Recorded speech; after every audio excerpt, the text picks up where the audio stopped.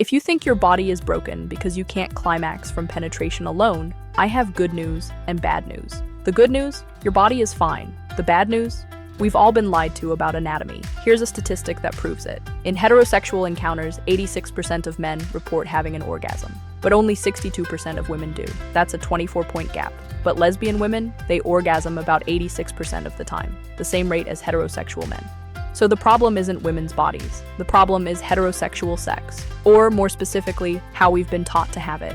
I'm Fleur, and today we're breaking down the orgasm gap, what it is, why it exists, and what actually works to close it. This is pure biology and hormones. No shame, no judgment, just science. Let's get into it. This proves something crucial. Women's bodies are not the problem. The type of sex we're having is the problem.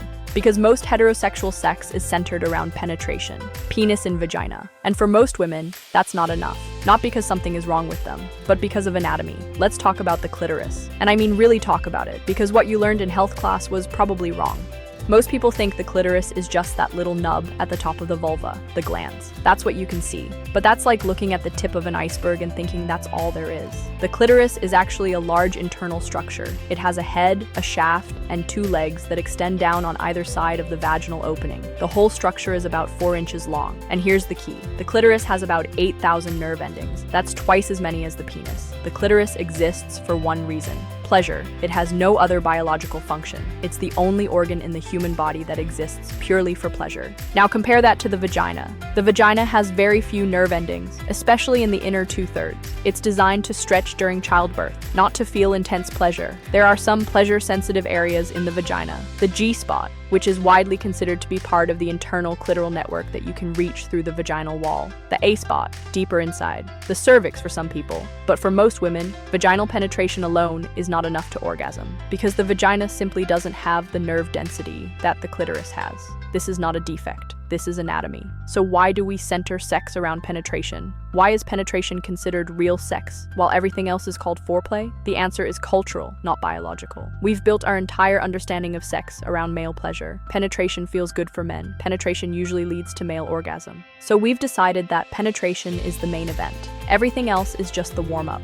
But if you actually look at what makes women orgasm, penetration isn't at the top of the list. Clitoral stimulation is. Studies show that about 70 to 80% of women need direct clitoral stimulation to orgasm. Not vaginal penetration, not G-spot stimulation, direct clitoral stimulation. And yet, most heterosexual sex doesn't include enough of it, or any of it. Let's talk about why penetration alone doesn't work for most women. During penetration, the clitoris might get some indirect stimulation. Depending on the position, the base of the penis might rub against it. The movements might create some friction. But for most women, that indirect stimulation isn't enough. It's too light, too inconsistent, too brief. Think of it this way. Imagine trying to get a man to orgasm by lightly brushing the side of his penis for a few minutes. It might feel nice, but it's probably not going to make him climax. That's what penetration alone is like for most women. Pleasant, maybe, but not enough. This is why lesbian women have the same orgasm rate as heterosexual men, because sex between women typically includes direct, consistent clitoral stimulation, oral sex, manual stimulation, toys, whatever works. It's not that lesbian women have better bodies, they're just having sex that's actually designed around female anatomy. Now, before we get to the solutions, I want to remind you why this matters for your hormonal health.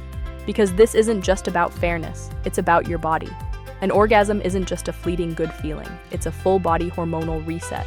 When you orgasm, your body releases a flood of oxytocin. That's your bonding hormone. It creates feelings of connection and trust. It deepens intimacy. You also get a surge of dopamine. That's your reward chemical. It makes you feel good, motivated, alive.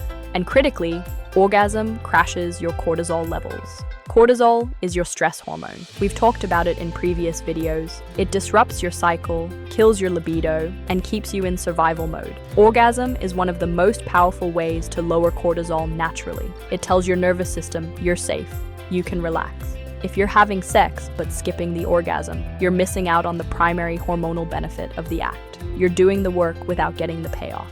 This is why closing the orgasm gap matters. It's not just about pleasure, it's about your hormonal health, your stress levels, your ability to bond and connect. Now let's talk about what actually works. How do you close the orgasm gap? First, redefine what sex is. Stop thinking of penetration as the main event and everything else as foreplay. Start thinking of sex as anything that brings pleasure. Oral sex is sex. Manual stimulation is sex. Using toys is sex. Penetration is one option, not the default. When you expand your definition of sex, you stop treating female orgasm as an optional bonus. It becomes part of the experience, not an afterthought. Second, prioritize clitoral stimulation. Before, during, or after penetration. It doesn't matter, but it needs to happen. Some positions allow for clitoral stimulation during penetration. Woman on top, for example, allows her to control the angle and add manual stimulation, or the partner can use their hand or a toy during penetration. But honestly, for a lot of women, it's easier to orgasm before or after penetration, through oral sex or manual stimulation, and that's completely normal. Third, slow down. Most heterosexual sex is too fast. It's rushed. The focus is on getting to penetration and then getting to male orgasm. But women's bodies often need more time, more buildup, more consistent stimulation. This isn't a flaw. It's just how arousal works. Women's arousal is often more responsive than spontaneous, meaning it builds gradually in response to stimulation rather than appearing out of nowhere. If you rush through sex, you're skipping the buildup that many women need. Fourth, communicate. This is the biggest one. Most women do not tell their partners what they need, and most partners don't ask. Why? Because we're taught that sex should be spontaneous and instinctive. That if you have to talk about it, you're doing it wrong. That's nonsense. Communication is how you have good sex. You tell your partner what feels good, they tell you, you adjust, you learn. If you never talk about it, you're both just guessing. And guessing doesn't close the orgasm gap. Let's talk about the psychological side of the orgasm gap, because this isn't just about anatomy, it's about expectations and priorities. In heterosexual sex, male orgasm is assumed. It's the goal, the end point. When the man finishes, sex is over. But female orgasm is treated as optional. Nice if it happens, but not necessary. This creates a dynamic where women feel pressure to perform pleasure rather than actually experience it. They fake orgasms to make their partner feel good. They focus on their partner's pleasure and ignore their own. And this becomes a self-reinforcing cycle. If women don't speak up, their partners don't know what's not working. If their partners don't know, nothing changes. And the gap persists. Here's the truth. Closing the orgasm gap requires both people to care about it. It requires the woman to advocate for herself. And it requires the partner to prioritize her pleasure as much as their own. That's not about altruism, it's about equality. Her orgasm should matter just as much as his. Let me bust some myths quickly. The G-spot is not the magic key. Most women still need clitoral stimulation even with G-spot play. Female orgasm doesn't take forever. With the right stimulation, it happens in about the same time as male orgasm. If she's not orgasming, it's not about attraction, it's about technique. And vibrators don't ruin your sensitivity. They're tools that provide the consistent stimulation many women need. Let's talk about what good communication around orgasm actually looks like. First, talk outside the bedroom. Don't wait until you're in the middle of sex to have this conversation.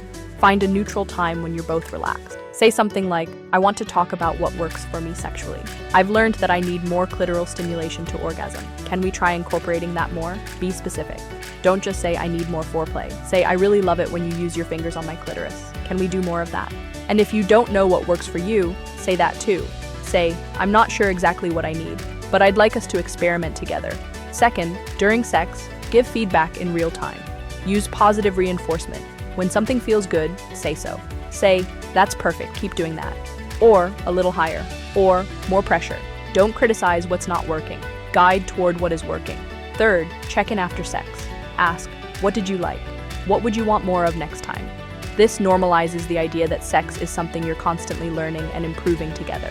Now let's talk about the role of partners in closing the orgasm gap, because this isn't just the woman's responsibility. If you're the partner of a woman who isn't orgasming, you have a role to play. First, ask. Don't assume everything is fine just because she's not complaining. Ask, are you enjoying this? What feels good? What would you like more of? Second, I know this is hard, but try not to take it personally. Male ego is often tied to giving an orgasm through penetration. Society tells you that's how you prove you're good in bed. But if you can let go of that ego, you'll realize that using your hands, mouth, or toys doesn't make you less than. It makes you a better, more versatile lover. Her orgasm isn't about your performance, it's about her pleasure, and there are many ways to create that.